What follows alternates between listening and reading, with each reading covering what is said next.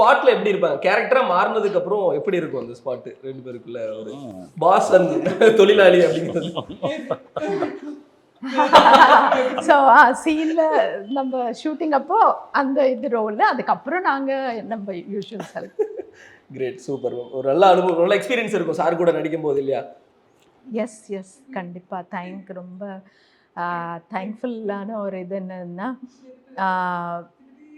17 இயர்ஸோட அவரு சொல்லி கொடுத்து தான் நான் இந்த இது அதே மாதிரி அந்த இது வந்துட்டு இன்னும் கண்டினியூ ஆகிட்டே இருக்குது. அவரு என்ன கைட் பண்ணிகிட்டே இருக்காரு இப்போ வரைக்குமே.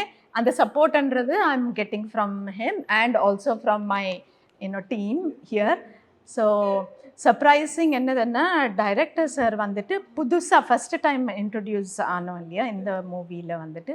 நான் டெஃப் பண்ணிட்டு இருந்தாலுமே அவர் வந்துட்டு ஸ்கிரிப்ட் எல்லாமே எழுதி ஃபோக்கஸ் பண்ணி அதோட எக்ஸ்ப்ளனேஷன் அதெல்லாம் வந்துட்டு இவரே அந்த அந்த ரெஸ்பான்சிபிலிட்டி எடுத்து என்னோட கனெக்ட் ஆகி இதெல்லாம் வந்துட்டு எனக்கு எக்ஸ்பிளைன் பண்ணுவார்.